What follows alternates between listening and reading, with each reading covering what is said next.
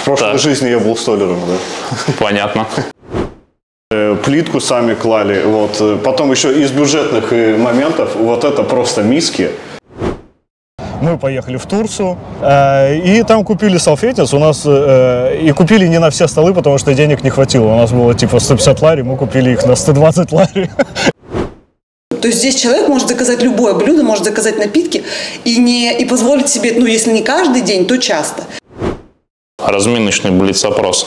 Не пожалел, что открыл? Нет, ни разу. Какой здесь средний чек? 50 лари. 50 лари. Как выглядит портрет твоего клиента? Ну, то есть 2-3 типовых.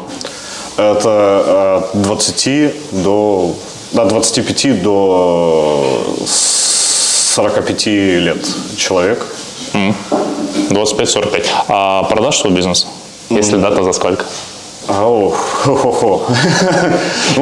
у меня в планах такого нет. Ну, наверное, это должна быть цифра от 45 тысяч. Так, а когда у тебя появилась здесь точка безубыточности, так, чтобы доходы превышали расходы? Можно сказать, с первого месяца, благодаря тому, что у меня был хитрый график по аренде, по выплатам. Если бы я, конечно, платил бы полностью и сразу весь объем? Да, вот как вот по договору у нас прописано, то, конечно, первый месяц был бы минус, а второй уже плюс. Да, так что да, со второго месяца можно. То, что вложил, вернул уже? Да. Как быстро? За полгода. То есть 6 месяцев ты вернул все, что вложил? Да. 3 ключевых момента для успеха кафе. Твоя версия? Концепция, локация и любовь к своему делу. То есть идея, место и любовь? Да. Любовь – это секретный ингредиент? Разумеется. Вот так вот посыпаем.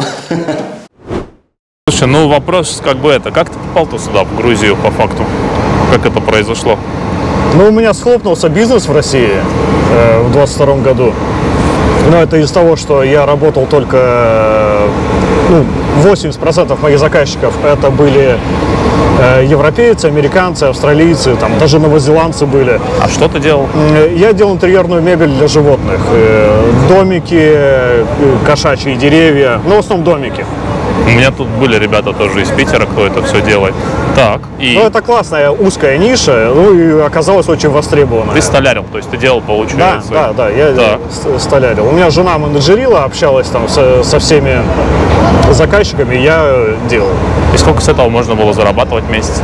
Я вот под конец, перед тем, как у меня схлопнулся бизнес, там вот просто, получается, я вышел на свой пик, путь был долгий, 3 года я к этому шел, и получалось около $3000. Ну, чистого. Чистой прибыли 3000 чистого, долларов. да. Вот я себе в карман на себя мог тратить $3000. Так, а рекламировался ты, продавал это все через? Это все, площадка была Etsy. Но она и сейчас существует, в России ее больше нет. Но что произошло? То есть тебе ее закрыли, ее, получается? Да, мне ее закрыли. Они мне прислали письмо. Это наш маленький секрет, но мы тебя закрываем. Потому что ты живешь потому в что, я понял. Ты в России. Так, ну дальше, получается, ты столярил, поставлял это все через Etsy. Что дальше? Куда ты поехал? Что ты придумал? Дальше мы пытались рефлексировать что-то вот. Были какие-то редкие заказы. Еще вот приходили, люди нам писали, сделайте. Мы делали, отправляли, ну вот на внутреннем рынке. Ну а потом все это прекратилось. Ну вот мы уехали в Турцию. Там 7 месяцев пробыли. В Турции я не делал ничего. Ну, я занимался ребенком, это тоже замечательное время было. Ты себя оправдывал, в смысле, свое бездействие тем, что ты занимался ребенком? Я, на самом деле, не оправдываю. Или у тебя не было, прям... Я прекрасно понимал, что это просто там просиживаю штаны. Вот. Но мы там получили ВНЖ, досидели его там, нам одобрили его на полгода. Вот. И надоело, в общем, все это. Сидеть. Вот. А почему в Турции, собственно, было не открыть вьетнам-кафе? В Турции очень сложная бюрократия. Там, чтобы ты мог работать, тебе нужно нанять 5 локалов. 5 турков нужно нанять. Ну, как бы на старте бизнеса, это как бы, во-первых, много, им уже всем платить нужно. То есть тебе тяжелее было там начать, получается? Да. Ну, там сложная бюрократия. Такая неочевидная. Здесь намного все проще. Сейчас, секунду. Пойдем посмотрим тогда. Да, конечно. Я с тобой. Окей. Сколько здесь в этом кафе посадочных мест? 30 посадочных мест. 30 посадочных мест. А вот единовременно сколько заполняется? То есть, ну, какой смысл вообще? Полная загрузка бывает? Да, бывает регулярно. И в чем ее смысл? Ну, то есть здесь не тесно становится, я имею в виду? Нет, вполне себе просторно. Тут у нас и есть место, где ходить. А сколько по площади это помещение? Полезной площади посадочной ее около 70 метров, общая площадь 100 метров. 100 метров. Давай потихонечку двигаться вперед. Получается, по низу это 70, да, и сверху еще 30. Да, да. Антресоль, второй свет 30 метров. Я вижу тут все из дерева. Да, Как я вижу. в прошлой жизни я был столером, да. Понятно.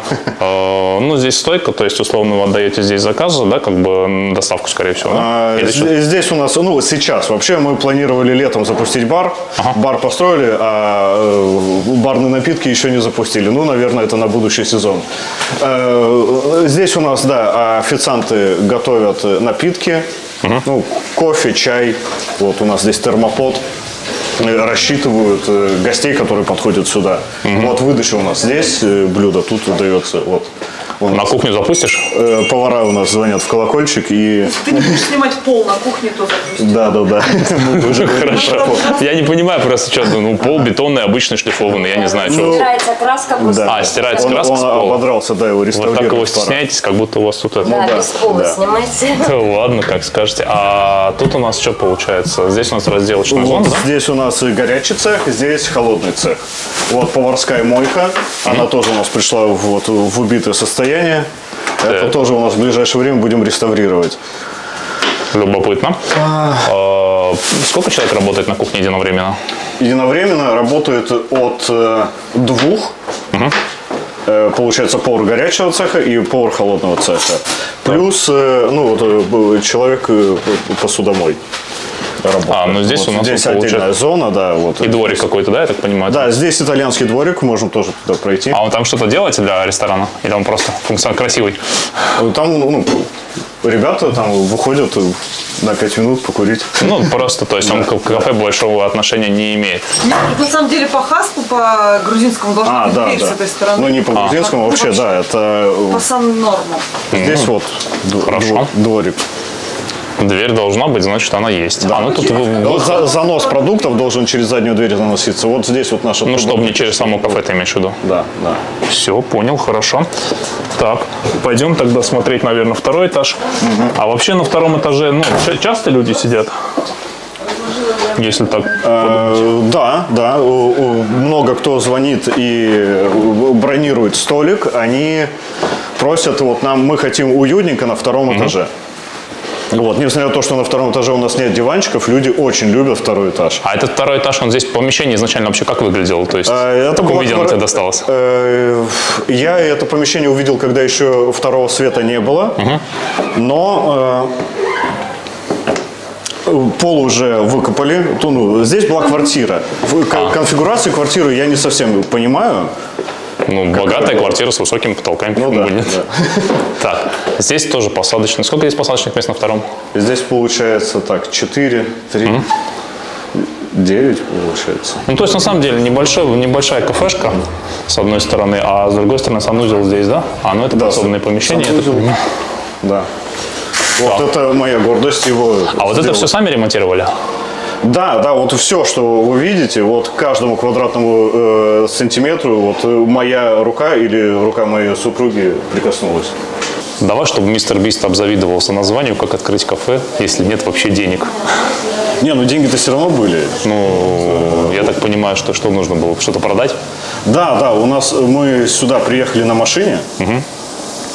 И здесь ее продали. В Батуми есть такая опция, можно продать машину на российских номерах.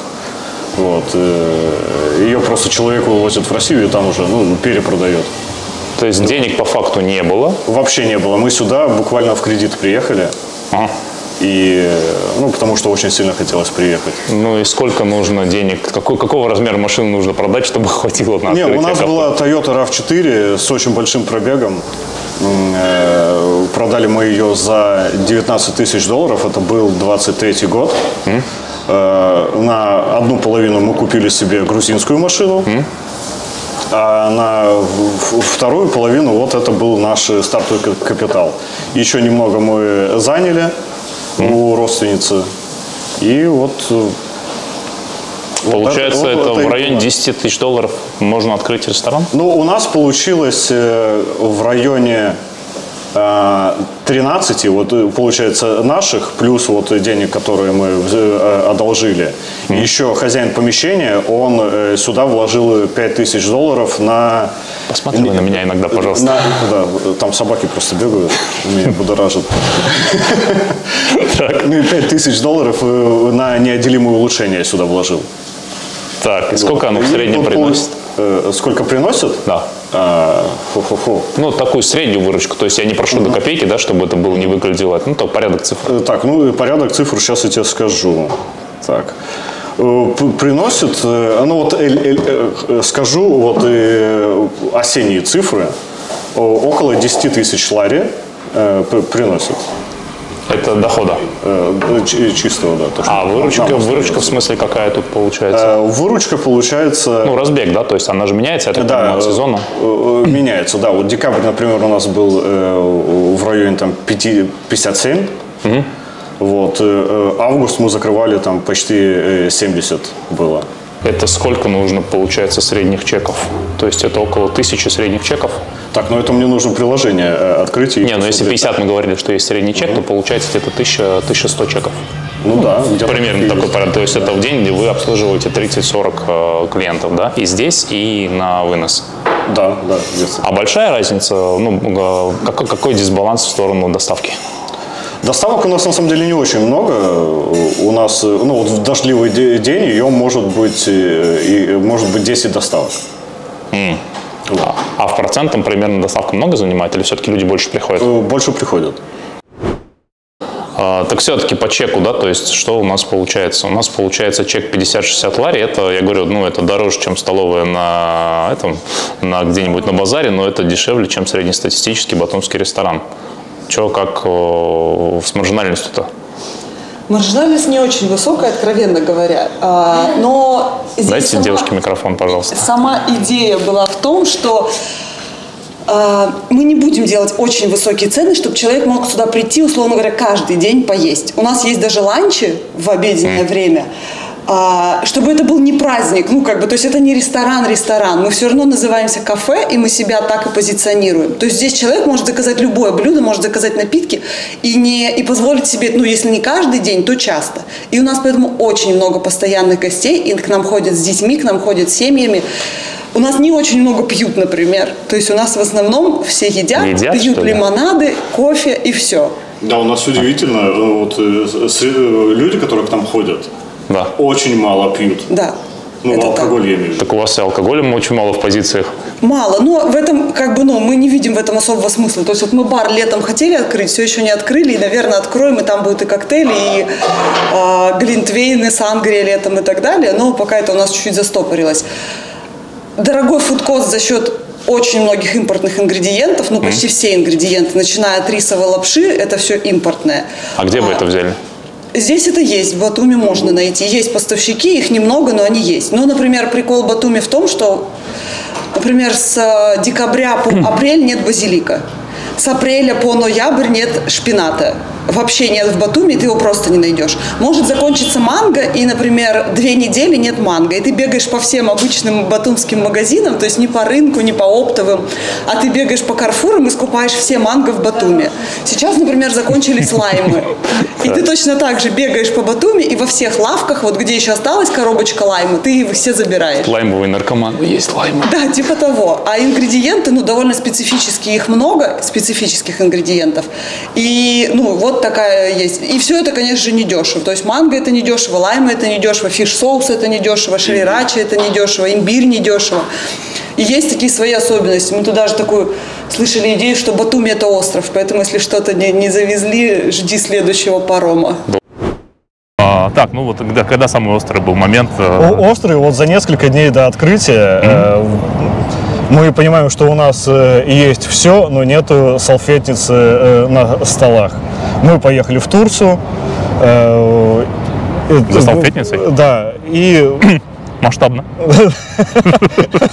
Не, в Турцию, не в Турцию, в Турцию. В Турцию. Магазин Турция, на красно-белое похож значок.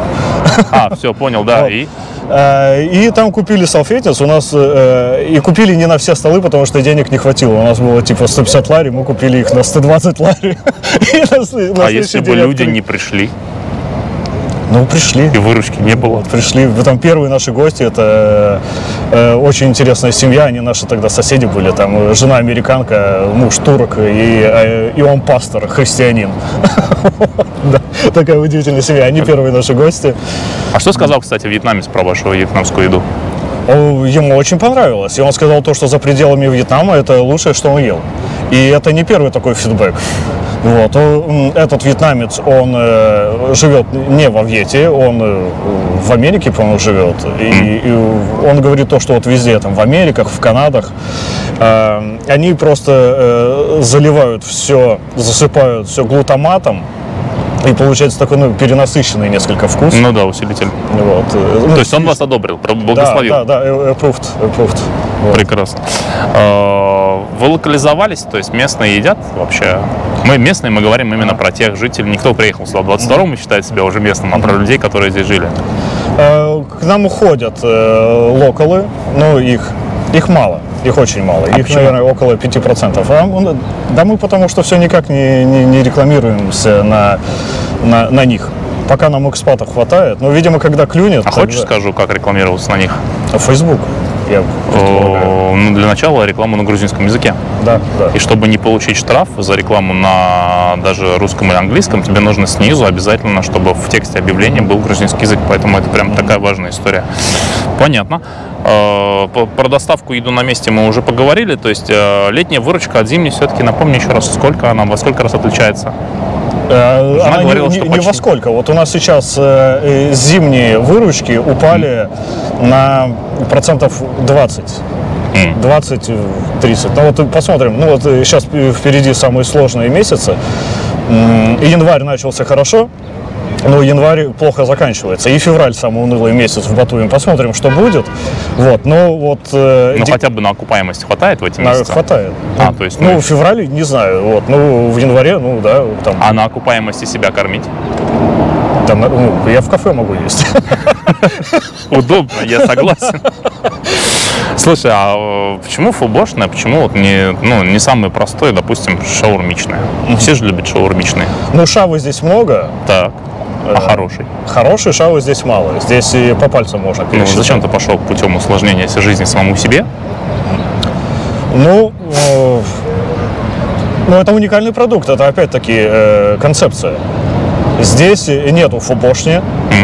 Здесь есть паназиатская кухня, и там есть якобы фубо, но это не фубо. Я поклонник фубо, но и варить просто 14 часов. То есть тебе с точки зрения технологического процесса проще поставил шавуху, порезал, накидал. Да, зато вот у меня четко выраженная концепция, уникальный продукт и продукт, который очень любят экспаты. И поэтому мы успешны. А шавы здесь много, и здесь высокая конкуренция. Никто не попрется в старый город, чтобы отведать какую-то уникальную шаву. И плюс нужно еще будет в плане конкуренции найти второго такого психбольного, который 14 часов будет вываривать говядину в фубо. То есть конкуренция в ближайшее время, я так понимаю, тебе особо не светит, да? Это же автоматические процессы. То есть это знаешь, не тот бизнес, который вроде ты все про выручки рассказал, и вроде бы ты и зарабатываешь хорошо, но вот так, чтобы я схватил деньги и побежал тебе составлять завтра конкуренцию, что-то я не возбудился. То есть и мне так кажется. То есть с одной стороны, может быть это ниша, может быть тема удобна, что она, ниша и ниша. Но не такая, что то есть вот есть в ней какая-то магия, то есть вот какие-то сверхбабки, назовем так. Сверхбабок каких-то нету. Все. Работать приходится? Конечно, я постоянно работаю. Да что такое-то? На самом деле можно все процессы автоматизировать, большинство процессов. Я погряз на самом деле в операционке, немножко заложник этого. Но на самом деле просто нужно проявить инициативу и автоматизировать многие процессы. И тогда, можно думать дальше о высоком, о следующих бизнесах и так далее. Это будет сниматься. Выбивай, сумму. Вгоняй меня в долги. В общем, смысл в том, что я хочу угостить подписчиков канала ФОБО. И сейчас я это дело оплачу. Идея заключается в том, что первые 5 людей, которые дойдут, пинг, все по-честному. Первые 5 человек, которые дойдут сюда и скажут, что они подписчики канала Александр Шорт, получат бесплатно ФОБО. Но он будет не бесплатно, я его уже оплатил. Ну, просто для своих. Как бы. Вот. А все остальные заплатят, если дойдут позже. Поэтому торопитесь, я не знаю. Бухгалтеру можешь отдать. Стоп. Так, ну и поскольку денег было не очень много, приходилось много изобретать, да, я так понимаю? Да, да. Ну, вот тут, в принципе, да, все мы сделали сами.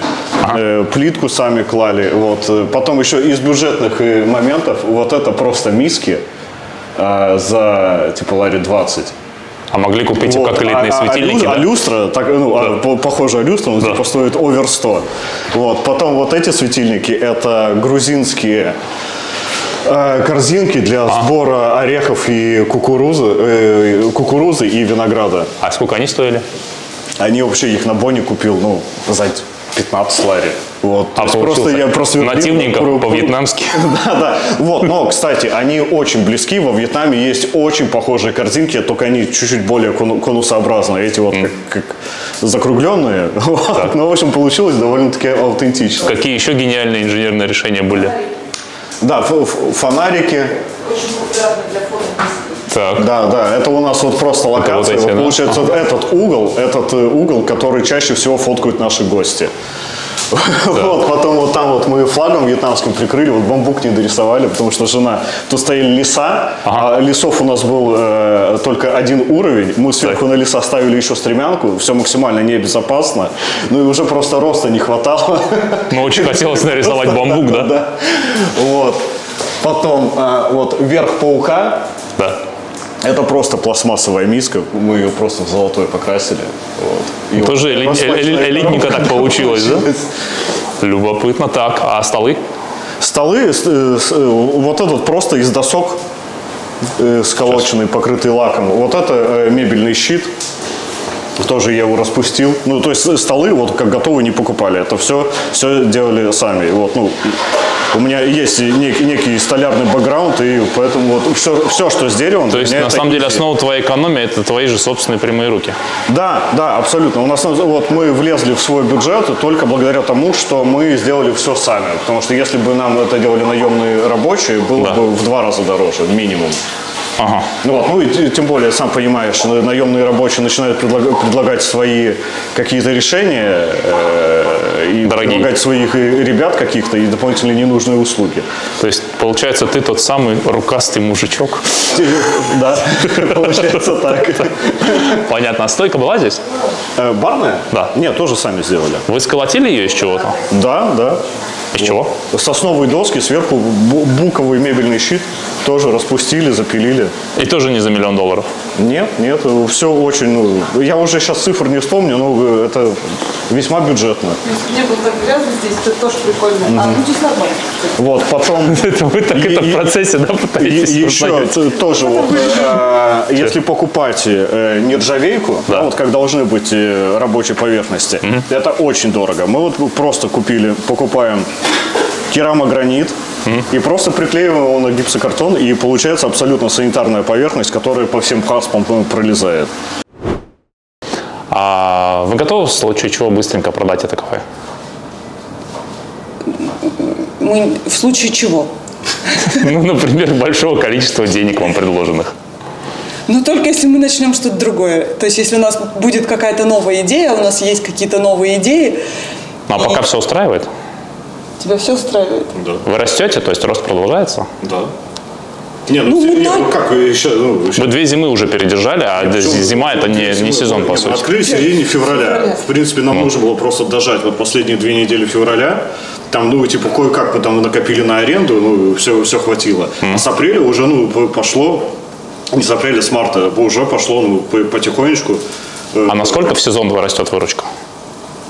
А мы как-то вот не заметили даже, как сезон начался. Вот тут просто еще такой момент. Мы же были тогда совсем молодыми, и о нас, в принципе, мало людей еще знало. И вот этот вот градиент, ну, он был, ну, он неоднозначный. То есть мы просто постепенно бац и понимаем, что уже сезон. Не, во-первых, а во-вторых, можем сказать, что 100% мы с окончанием сезона потеряли гораздо меньше гостей, чем многие другие.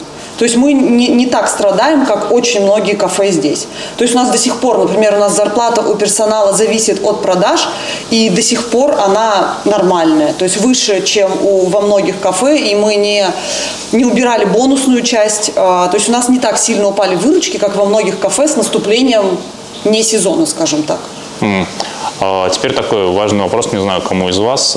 Как оформить отношения с государством? Как вы оформили между собой? Понятно, что вы поженились уже давно. Как вы поженились с государством? То есть, как вы начали работать в Грузии? Какие требования, да? То есть, какие сложности с этим?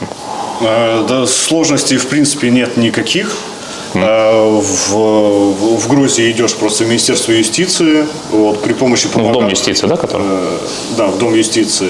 При помощи помогатора ты открываешь ИП. Помогатор нужен, чтобы дали тебе юридический адрес. Сколько стоил помогатор, если помнишь? Я уже не помню. Ну, например, 150 лари.